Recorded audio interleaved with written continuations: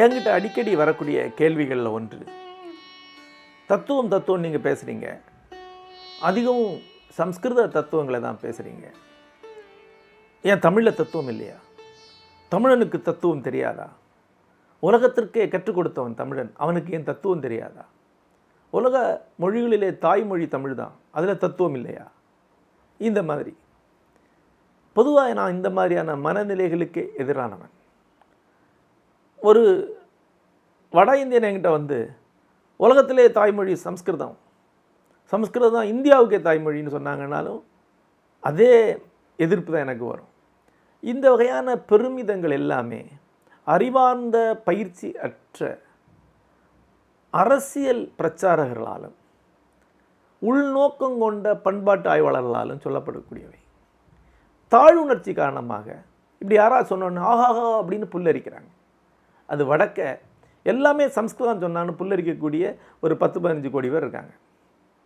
இங்கே எல்லாமே தமிழ் தான் சொன்னால் புல்லரிக்கக்கூடிய சில பல லட்சம் பேர் இருக்காங்க.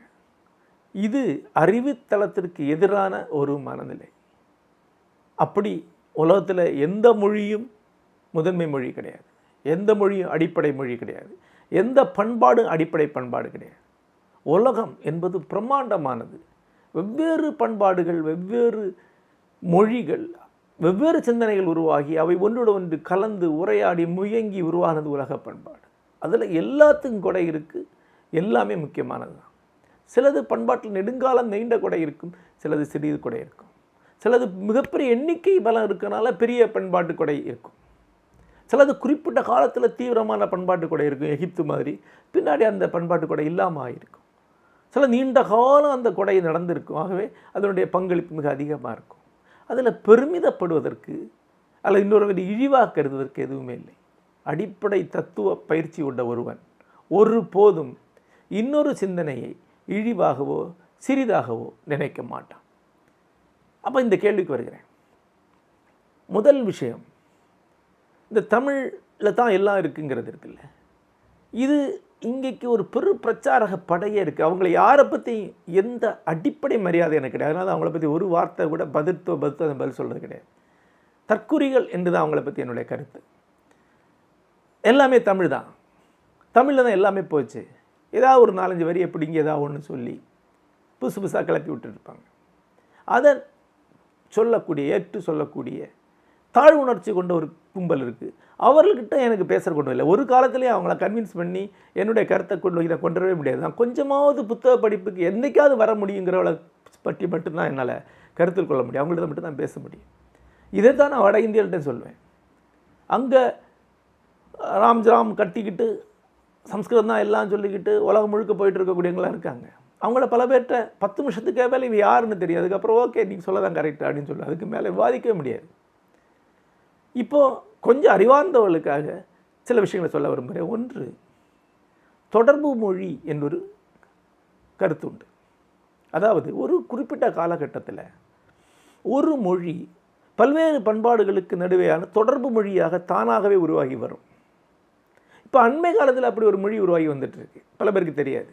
நீங்கள் டார்ஜிலிங் போனால், சிக்கிம் போனால், பூட்டான் போனால், வட கிழக்கு மாநிலங்கள் எல்லாத்துலேயுமே தொடர்பு மொழி என்பது நேபாளி மொழி தான். எப்படி? நேபாளி வணிகர்கள் எல்லா இடத்துலையும் சந்தையில் உட்காந்துருக்காங்க. தன்னியல்பாக நேபாளி மொழி, எல்லாருக்கும் நேபாளி மொழி தெரியும், எல்லோரும் நேபாளி மொழி தான் பேசுவாங்க. ஏன்னா வியாபாரம் பண்ணால் நேபாளி மொழி. அதே மாதிரி ஒரு தொடர்பு மொழி அது தன்னிச்சையாக உருவாகி வரும். அப்படி வியாபாரத்துக்கு ஒரு தொடர்பு மொழி உருவாகி வரும், அறிவார்ந்த தொடர்பு மொழி ஒன்று உருவாகி வரும். வெவ்வேறு காலகட்டங்களில் அப்படி தொடர்பு மொழி சிலர் இருந்திருக்கும். அப்படி இந்தியாவில் தொடர்பு மொழியாக இருந்தவை 3 மொழிகள்: சம்ஸ்கிருதம், பிராகிருதம், பாலி. இதில் சம்ஸ்கிருதம் என்று நாம் சொல்வது பின்னால் அதற்கு புதிய இலக்கணம் அமைத்த பிறகு அந்த மொழிக்கு அந்த பெயர் வந்தது. ஆனால் அந்த மொழி முன்னாடியே இருந்து கொண்டிருக்கிறது. பாலி பௌத்தர்களால் இந்தியா முழுக்க தொடர்பு மொழியாக கொண்டு போய் செல்லப்பட்டது. பெரும்பாலான பௌத்த நூல்கள் பாலி மொழியில் இருக்கின்றன. காலப்போக்கிலே பௌத்தம் அழிந்தது, பாலி மொழி இல்லாமல் ஆயிற்று. பிராகிருதம் பெரும்பாலும் சமணருடைய மொழியாக இருந்தது. சமணர்கள் அதை முன்னெடுத்தார்கள். பின்னாடி ஒரு கட்டத்தில் சமணர்கள் அந்த பிராகிருத மொழியிலிருந்து தெலுங்கு, கன்னடா போன்ற பிறந்த வட்டார மொழிகளுக்கு போயிட்டாங்க. அப்புறம் அவங்களும் கணிசமான நூல்களை சம்ஸ்கிருதத்தில் எழுத ஆரம்பித்தார்கள். ஆகவே பிராகிருதம் அதனுடைய இடத்தை இழந்தது. ஆனால் சம்ஸ்கிருதம் தொடர்ந்து வேத காலத்திலிருந்து ராமானுஜாச்சாரியார் காலத்திலிருந்து இந்த காலம் வரைக்கும் தொடர்ச்சியாக அது ஒரு தொடர்மொழியாக இருந்திருக்கு. ஆகவே தத்துவத்துடைய தொடர்மொழியாக அது இருக்குது. ஐரோப்பா வரலாறு தெரிந்தவர்களுக்கு தெரியும், நெடுங்காலம் லத்தீன் தான் தத்துவத்துக்கே தொடர்மொழி. லத்தீனில் தான் நீங்கள் தத்துவமே எழுதணும். நியூட்டன் தன்னுடைய அறிவியல் நூலை லத்தீனில் தான் எழுதினார். அவரோட தாய்மொழி லத்தீன் கிடையாது, எல்லாமே லத்தீனில் தான் எழுதணும். லத்தீனில் எழுதினா தான் அது தொடர்மொழி. கிறிஸ்தவ சிந்தனையில் லத்தீனில் தான் எழுதப்படும். தத்துவத்தின் மொழி லத்தீன். லத்தீன் படிக்காமல் தத்துவம் படிக்க முடியாது. கொஞ்சம் வருஷம் முன்னாடி, 100 வருஷங்களுக்கு முன்னாடி சட்டம் படிக்கிறதுக்கு லத்தீன் ஒரு பாடமாக இருந்தது. லத்தீன் படிக்காமல் சட்டம் படிக்க முடியாது. ஏன்னா சட்ட கலைத்துறைலாம் லத்தீனில் இருந்தது. அதன் பிறகு ஜெர்மானிய மொழி ஏறத்தாழ 100 ஆண்டுகள் தத்துவத்தோட மொழியாக இருந்தது. ஐரோப்பாவுடைய பல மொழிகள் ஒன்று தான் ஜெர்மன். ஆனால் மேதைகள் அந்த மொழியில் எழுதினாலையும் தத்துவத்தின் அடிப்படையான விவாதங்கள் எல்லாமே ஜெர்மன் மொழி நடந்ததான. இவர் ஆங்கிலேயனாக இருந்தாலும், பிரெஞ்சுக்காரனாக இருந்தாலும், ஸ்பானிஷ் படிக்கிறவனாக இருந்தாலும், இத்தாலியனாக இருந்தாலும் ஜெர்மானிய மொழி கற்று தான் ஆங்கில ஐரோப்பிய சிந்தனைகளை, ஐரோப்பிய தத்துவங்களை கற்க முடியும். காலப்போக்கில் ஜெர்மனியோட அந்த இடம் குறைந்தது. அதற்கு ஒரு காரணம், முதன்மை காரணம் என்றே சொல்லலாம், ஜெர்மனி 2 உலகப் போரில் தோற்றது தான். தோற்று அங்கிருந்த அறிஞர்கள்லாம் குடிபெயர்ந்து போனார்கள். ஜெர்மனி ஒரு அறிவார்ந்த மையமாக அல்லாமல் ஆயிற்று. 2 ஜெர்மனியாக பிரிந்தது. பெரும்பாலான ஐரோப்பிய நாடுகளிலே குடியேறிய ஜெர்மானிய அறிஞர்கள் அந்தந்த மொழிகள் எழுதக்கூடியவர்களானார்கள். படிப்படியாக எப்படியோ வரலாற்றில் ஒரு போக்கு அப்படித்தான். அமெரிக்கா அறிவுத்தளத்துடைய நிலமாக மாறியது. அமெரிக்காவுடைய மொழியாக ஆங்கிலம் இருந்தது என்பது ஒரு தற்செயல். ஏன்னா அமெரிக்காவில் குடியேறியவர்களே ஆங்கிலேயர்களும் உண்டு, பிரெஞ்சுக்காரர்கள் உண்டு, ஜெர்மானியர்கள் உண்டு. ஆனால் ஆங்கிலம் அதனுடைய மொழியாக மாறியது. இன்றைக்கு உலகத்துடைய அறிவு மையம் என்று அமெரிக்காவை தான் சொல்ல வேண்டும். ஆகவே ஆங்கிலம்தான் இன்றைக்கு உலகளாவிய இணைப்பு மொழி. உலகளாவிய தத்துவம் ஆங்கிலத்தில் தான் சொல்ல முடியும். ஆங்கிலம் படிக்கலைன்னா எந்த தத்துவத்தையும் படிக்க முடியாது. இன்றைக்கு ஒரு இந்தியவியல் அறிஞர், அதாவது இந்திய வேதாந்த தத்துவமோ வேறு தத்துவங்களோ பயிலக்கூடிய ஒருவருக்கு சம்ஸ்கிருதம் மிக நன்றாக தெரியும். ஆனால் ஆங்கிலம் ஒரு வார்த்தையோடு தெரியாது என்றால் அவர் அறிஞரா என்றால் இல்லை. அவரால் இன்றைக்கு உள்ள சிந்தனைகளை புரிந்து கொள்ள முடியும். ஏன்னால் சம்ஸ்கிருத இலக்கியம் பற்றி, வேத இலக்கியம் பற்றி, உபனிஷத்தில் பற்றி, வேதாங்களை பற்றி மிக அதிகமான நூல்கள் எழுதப்பட்டிருப்பது ஆங்கிலத்தில் தான். ஒரு நூலகத்தில் இருக்கக்கூடிய பெரும்பாலான புத்தகங்கள் ஆங்கிலத்தில் எழுதப்பட்டிருக்கும். ஆங்கிலத்தில் எல்லாமே கிடைக்கும். அது எதுவுமே தெரியாமல் அவர் பழைய நூலை பற்றி படிச்சிருந்தால் தான் அவர் சம்ஸ்கிருதத்தில் மொழி இருக்க முடியும். இன்றைக்கு சம்ஸ்கிருத இணைப்பு மொழி அல்ல, சம்ஸ்கிருதம் பழைய நூல்களின் மொழி. ஆங்கிலம் தான் இன்றைக்கு இணைப்பு மொழி. இன்றைக்கி உலகத்தில் முழுக்க இருக்கக்கூடிய வேதாந்த அறிஞர்கள் வந்து ஒரு இடத்துல கூட ஆங்கிலத்தில் தான் பேச ஆரம்பிக்கிறாங்க. நான் குறைந்தது 10-12 வேதாந்த மாநாடுகளை கலந்து கொண்டிருக்கிறேன் கடந்த 30 ஆண்டுகளில். ஜெர்மானிலேருந்து வருவாங்க, ஐரோப்பாவில் பல்வேறு நாடுகளிலிருந்து வருவாங்க, ஜப்பான்லேருந்து வருவாங்க. அமர்ந்தோடனே ஆங்கிலத்தில் தான் உரையாடல் நடக்கும். 200 ஆண்டுகளுக்கு முன்னால் அமர்ந்தோடனே ஆங்கிலத்தில் இல்லை, சம்ஸ்கிருதத்தில் நடக்கும். அஸ்ஸாம்லேருந்து வருவாங்க, அன்றைக்கு பஞ்சாப்லேருந்து வருவாங்க, ஆந்திராவிலேருந்து போகிறாங்க. எல்லோரும் காசியில் உட்காந்தா எந்த மொழியில் பேசியிருப்பாங்க? சம்ஸ்கிருதம் தான் அறிவுடைய மொழியாக இருந்தது. அப்படி ஒரு இணைப்பு மொழி, மேம்பட்ட மொழி என்பதில் அறிவார்ந்த இணைப்பு மொழியாக அது இருந்ததுனால் அதில் பெரும்பாலான சமஸ்கிருதத்தில் பெரும்பாலான வேதாந்த நூல்கள், தத்துவ நூல்கள் எழுதப்பட்டன. ஆகவே அது தத்துவத்தின் மொழியாக இருந்தது.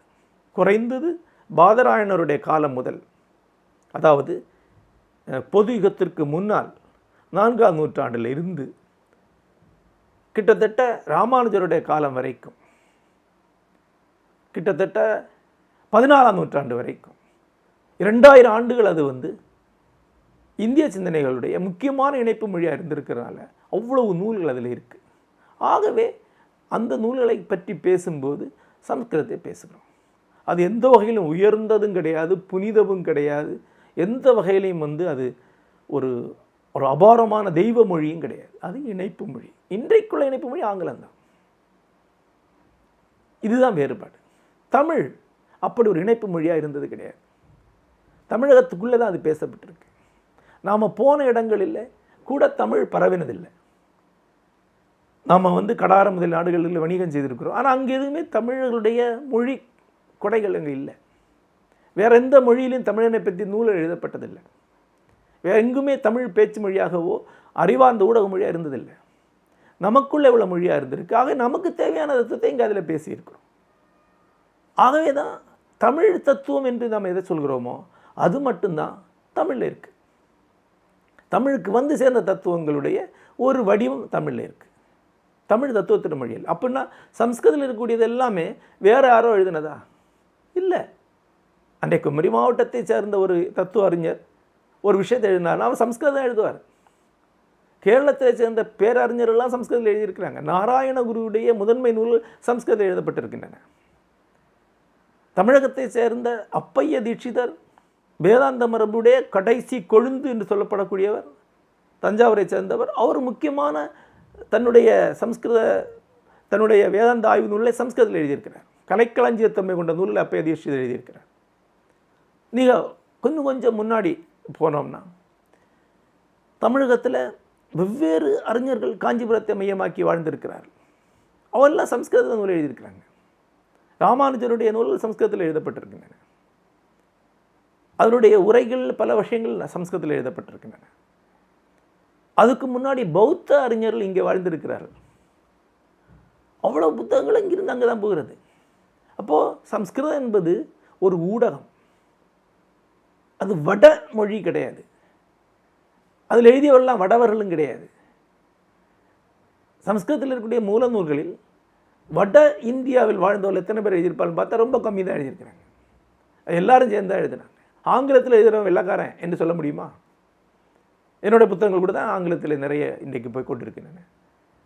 உலகத்தில் ஜப்பானிய நூல்கள் ஆங்கிலத்தில் கிடைக்கின்றன. உலகத்தில் எல்லா மொழியிலிருந்தும் ஆங்கிலத்துக்கு வந்து கொண்டிருக்கிறது. ஆகவே ஆங்கிலேயருடைய சொந்தமாக அது அப்படி கிடையாது.